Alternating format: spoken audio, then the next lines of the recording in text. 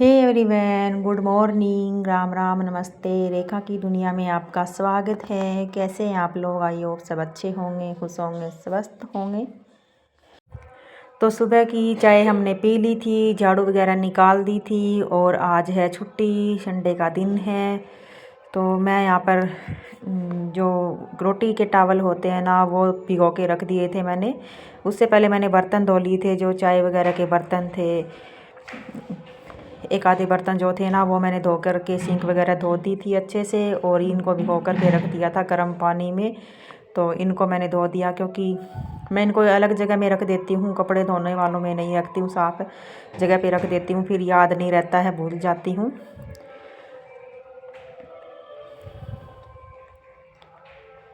फिर आज मैंने सोचा कि मैं बर्तन धो रही थी, मेरे को याद आ गया कि मैं ये भी धो देती हूँ, और मशीन में साथ में मैंने कपड़े भी लगाए हुए हैं। तो मेरे को याद आ गया कपड़ों को देख कर के, जब मैं उनमें सर्फ डाल कर के आई थी। तो आज का व्लॉग है हाउस वाइफ रिस्पॉन्सिबिलिटी। सुबह देर होने पर भी बिना आलस कैसे किए घर के सारे काम कैसे संभालती हैं हम हाउस वाइफ, अपनी घर की जिम्मेदारी, अपनी रिस्पॉन्सिबिलिटी। तो चाहे देर हो या सबेर हो, सुबह हो या शाम हो, हमें अपने घर के काम जो है टाइम पर बिना आलस किए निपटाने ही होते हैं। तो बर्तन भी धुल गए हमारे, जो है किचन टावल भी धुल गए। उसके बाद मैं करूँगी घर की सारी साफ़ सफाई। पहले टावल्स को मैं छत पे सुखा देती हूँ। नीचे जो रस्सी सी मैंने बांध रखी है ना, उस पर मैं पोछे वगैरह सुखाती हूँ, और पूरी गैलरी में धूप आती नहीं है, आपको पता ही है घर छोटा सा ही है, तो अच्छे से सूखते नहीं हैं। और ये चिकने होते ही हैं, आपको पता है कि इसमें स्मेल सी आने लग जाती है, फिर अच्छे से नहीं सूखते हैं। तो क्योंकि रोटी रखने के लिए है, खाने पीने की चीज़ें रखने के लिए है, तो संभाल के तो रखना ही पड़ेगा। कल शाम को मैंने कपड़े धुले थे ना, वो भी मेरे छत पे ही सूख रहे हैं। रात को ना ओस जैसी आई हुई होती है, टपक टपक जैसे पानी पड़ता रहता है।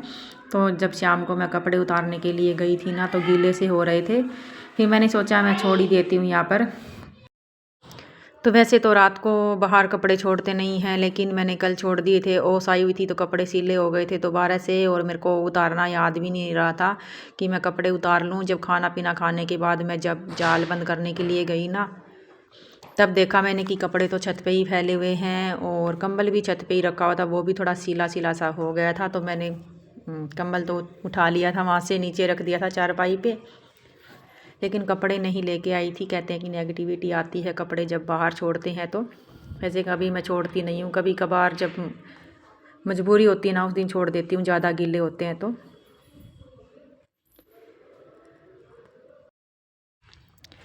तो यहाँ पे साफ़ सफाई करने लग गई थी मैं। किचन को भी मैंने साफ़ कर दिया, मोटा मोटा सारा मैंने सामान उठा करके अच्छे से साफ़ कर दिया। वैसे रात को साफ़ करके सोती ही हूँ, और अच्छे से साफ़ करके भी सोई थी।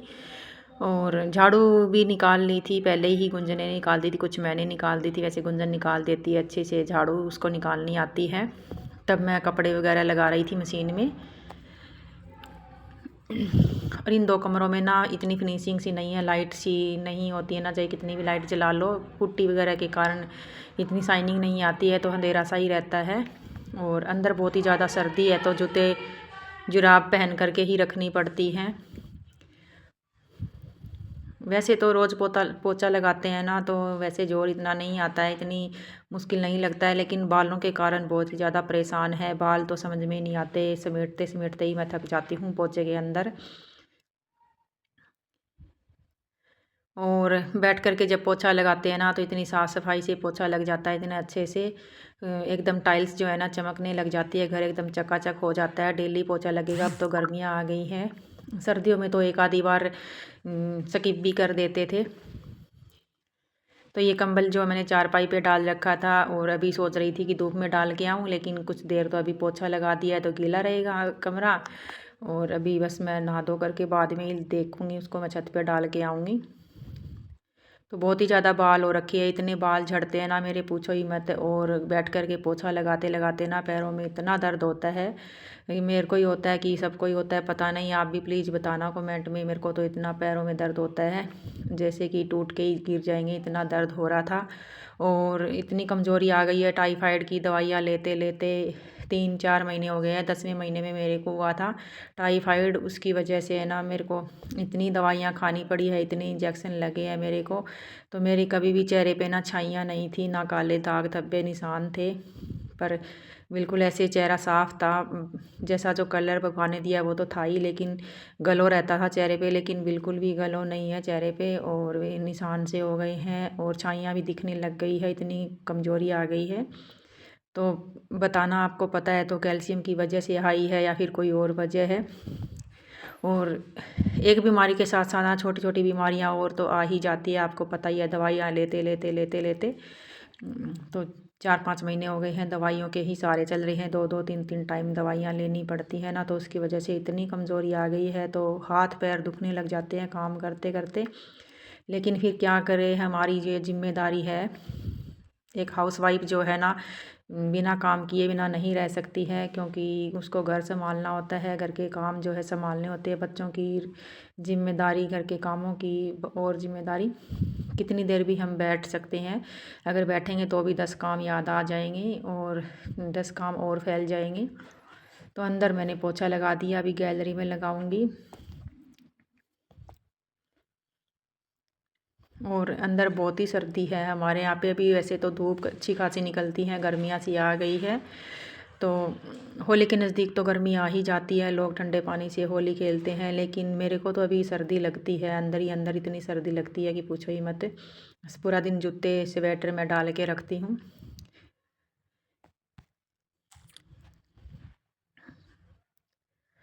तो अभी डेली पोछा लगता है तो इतना गैलरी में धूल मिट्टी नहीं होती है। बारिश आई थी ना 1-2 दिन, तब तो हो गई थी ज़्यादा धूल मिट्टी सी, लेकिन अभी नहीं है। और बालों के बारे में बताना, बाल बहुत ज़्यादा झड़ रहे हैं, टाइफाइड की दवाइयाँ खाने की वजह से झड़ रहे हैं, या फिर कैल्शियम की कमी है, या क्या प्रॉब्लम है क्या नहीं पता नहीं। अगर किसी को पता है तो बताना। बहुत ही ज़्यादा बाल झड़ रहे हैं, जहाँ देखो वहाँ पे बाल ही बाल, बाल ही बाल, बाथरूम में भी बाल। जब धोने बैठो ना तो इतने सारे बाल उतरते हैं, एक एक गुच्छा जो है बालों का उतर जाता है। सोच रही थी कि बालों को दोबारा से स्ट्रेटनिंग करवाऊंगी, लेकिन इतने बाल झड़ रहे हैं, वैसे पतले से बाल हो रहे हैं, तो स्ट्रेटनिंग करवा के भी क्या फ़ायदा, फिर पतले और दिखेंगे।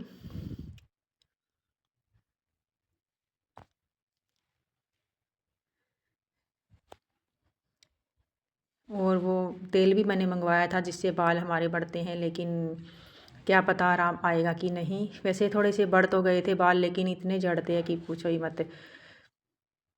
मेरे ख्याल से तो ये दवाइयों से ही झड़ रहे हैं, टाइफाइड की कमज़ोरी से ही झड़ रहे हैं, क्योंकि ये दवाइयाँ बहुत ज़्यादा हार्ड होती है, बहुत ही ज़्यादा कमज़ोरी लाती है शरीर में। बीमारी भी टाइफाइड की ऐसी ही है।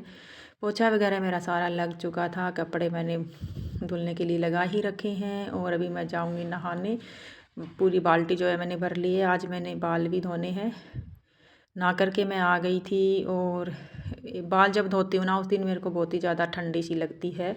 टाइफाइड वालों को ये ऐसा होता ही है शायद। तो 2-4 दिन से ना दोबारा से भी मेरे को थोड़ा थोड़ा बुखार आने लग गया था, तो मैंने दोबारा से टेस्ट करवाए 2-3, तो उसमें थोड़ा सा टाइफाइड आ ही गया था। लेकिन इतने बड़े डॉक्टर से भी इलाज करवाने के बाद भी टाइफाइड नहीं जाता है, तो ऐसी क्या बीमारी है भैया, ये तो बड़ी बीमारियों से भी भयंकर बीमारी बन गई है। लेकिन उसकी दोबारा से मेरे को दवाइयाँ चलानी पड़ी। नहा धो करके तैयार होकर के अभी चलते हैं मंदिर में। घर के सारे काम हो गए हैं, कुछ टाइम भगवान के पास भी बैठते हैं, भगवान के पूजा में भी ध्यान लगाते हैं। तो पहुंच गए थे मंदिर में, तो आ जाओ आप भी भगवान के दर्शन कर लो।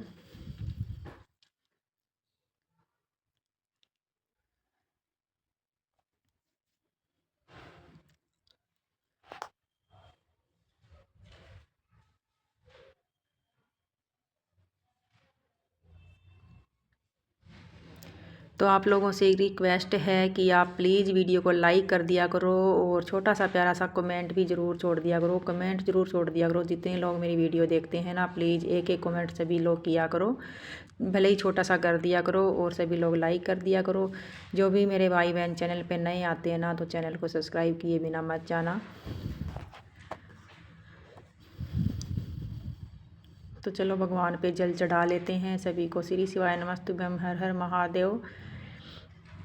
और कमेंट में ये भी बताना कि कौन कौन रोज़ मंदिर में जाता है।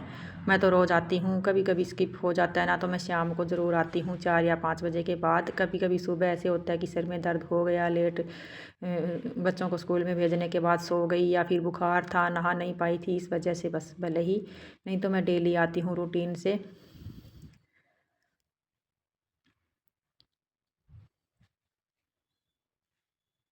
और शाम को कई बार साफ़ सफाई करने के लिए भी आ जाती हूँ, वैसे मन भी लग जाता है। और कई बार मन उदास होता है तो मंदिर में आकर के काम करने लग जाते हैं, साफ़ सफाई करने लग जाते हैं, तो मन को थोड़ा सा सुकून मिलता है।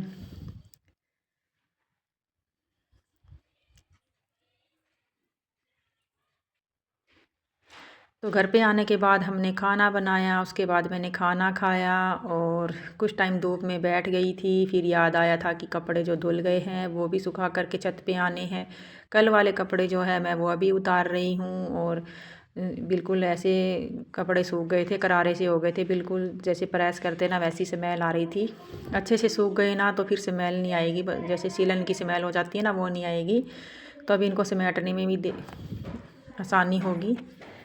जो आज कपड़े धुले थे ना वो मैं अभी सुखा रही हूँ। और कपड़े हमारे इतने हो जाते हैं कि पूछो ही मत।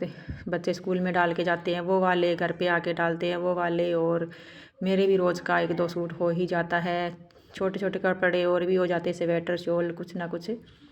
तो आज का हमारा व्लॉग था कि एक हाउस वाइफ की रिस्पॉन्सिबिलिटी, जैसे देर से उठने के बाद भी कैसे बिना आलस किए फटाफट करके कर दिए सारे काम। और कपड़े भी हमने सुखा दिए हैं। आज की वीडियो कैसी लगी कमेंट में ज़रूर बता देना। लाइक नहीं किया तो लाइक कर देना। मिलते हैं आपको अगली वीडियो में, तब तक के लिए बाय।